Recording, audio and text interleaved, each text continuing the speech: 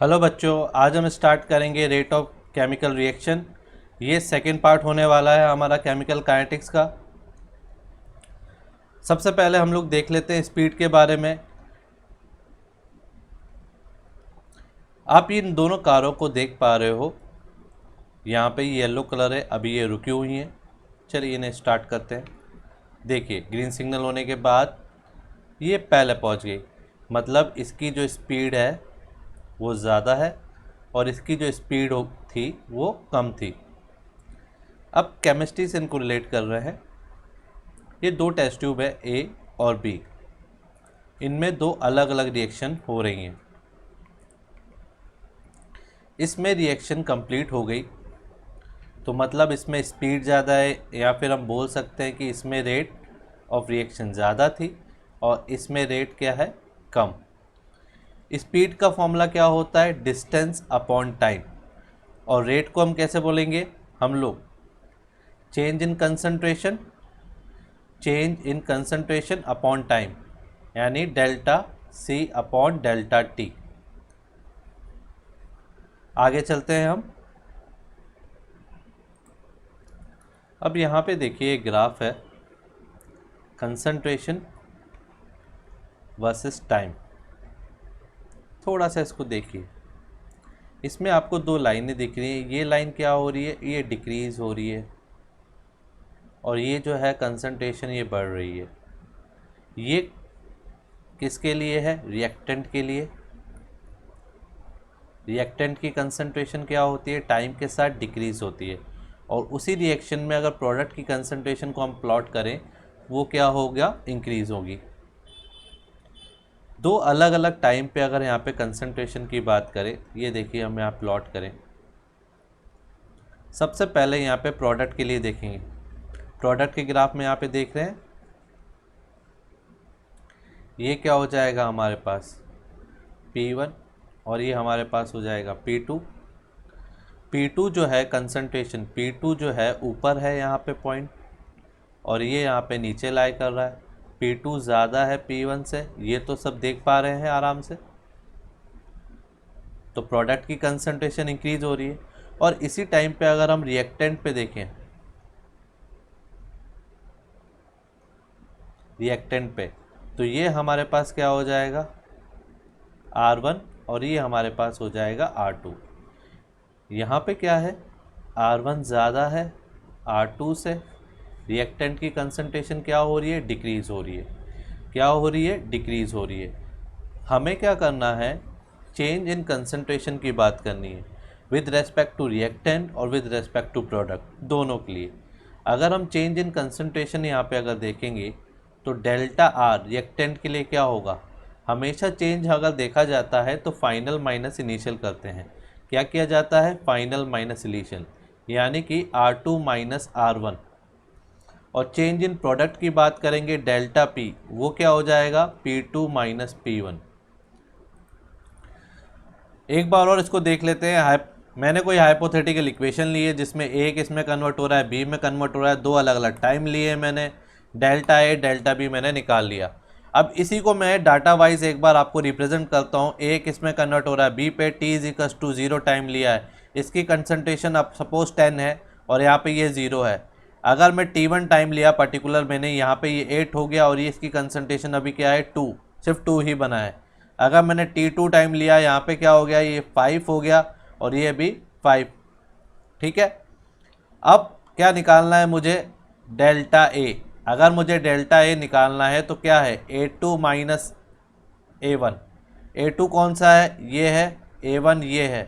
तो क्या करूँगा, 5 माइनस 8, और क्या आएगा मेरे पास, -3। देख रहे हो आप, नेगेटिव आ रहा है। वैसे ही डेल्टा बी अगर मैं कैलकुलेट करूँगा तो क्या होगा, B2 माइनस B1, और वो क्या आ जाएगा B2, यानी कि ये माइनस ये, यानी कि 5 माइनस 2, और ये क्या आ रहा है, पॉजिटिव। अब आपको डेल्टाओं के बारे में बिल्कुल क्लियर हो गया होगा। रिएक्टेंट के लिए क्या आता है, डेल्टा ए नेगेटिव आता है, और डेल्टा बी यहाँ पे क्या हो रहा है, जब प्रोडक्ट की बात कर रहे हैं तो पॉजिटिव आता है।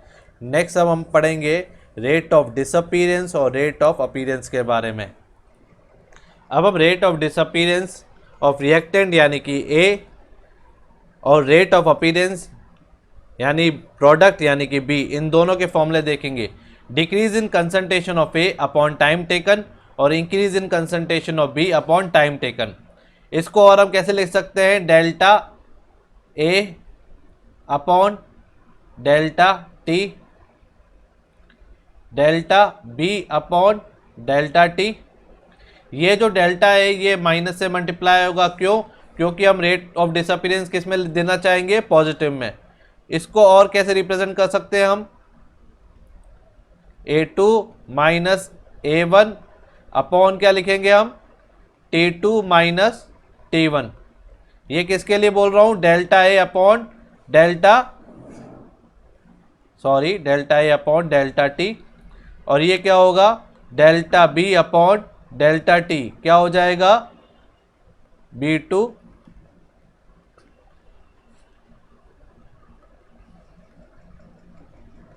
अब हम ग्राफिकली इसको देखते हैं। अब हम इसको ग्राफिकली एक बार देख लेते हैं। ये हमारे पास है y एक्सिस और ये हमारे पास क्या है, x एक्सिस। y एक्सिस पे किसको रिप्रेजेंट कर रहे हैं हम, कंसंट्रेशन ऑफ रिएक्टेंट को, और यहाँ पे टाइम को। यहाँ पे दो हमने टाइम ले लिए, ये T1 है, ये T2 है, और यहाँ पे हमने रिएक्टेंट ले लिया। सबसे पहले देखो कि इनिशियल कंसंट्रेशन जो है उसको कैसे लिखते हैं, R0 से। इनिशियल कंसंट्रेशन को हम लोग कैसे लिखेंगे, रिएक्टेंट को R0 से लिखेंगे। अगर एवरेज हमें निकालना है तो क्या होगा, R average equals to minus delta R upon delta T, और इसको हम वापस अगर और ब्रेक करें तो क्या होगा, minus of R2 minus R1 upon T2 minus T1। ये चीज़ हमने पिछली स्लाइड में देखी थी। हम लोग यहाँ पे जो बात करेंगे वो हो गया इंस्टेंटेनियस रेट की। वो क्या होगा, असल में यहाँ पे इस पॉइंट पे, इस टाइम पे जो है वो रेट क्या है, तो इस टाइम पे जो टाइम है यहाँ पे चेंज जिस तरह से हो रहा है वो क्या होगा, डेल्टा टी, और यहाँ पे क्या होगा, डेल्टा, जिस रेट से वो चेंज हो रहा है। और अगर हम स्लोप को और डेप्थ में देखें तो m इजिकल्स टू क्या होता है, y अपॉन x। ये स्लोप का फॉर्मूला है हमारे पास। ओके, तो y एक्सिस पे हमारे पास डेल्टा r है, तो ये क्या हो जाएगा, delta r upon delta t। ये है स्लोप, ये है स्लोप। लेकिन जब रेट लिखते हैं तो रिएक्टेंट के केस में माइनस के साथ मल्टीप्लाई होता है, इसलिए delta R upon delta T, इसलिए इसको क्या किया हमने, माइनस स्लोप लिखा है। रेट को क्या लिखा है, माइनस स्लोप। अब हम प्रोडक्ट के लिए ग्राफ देख लेते हैं। ये हमारे पास क्या है, y एक्सिस है, ये हमारे पास क्या है, x एक्सिस है। यहाँ से प्रोडक्ट बढ़ना स्टार्ट हो रहा है, देखिए कंटिन्यूसली बढ़ रहा है। हमने दो अलग अलग टाइम ले लिए, इन टाइम पे दो अलग अलग प्रोडक्ट की कंसंट्रेशन आ गई,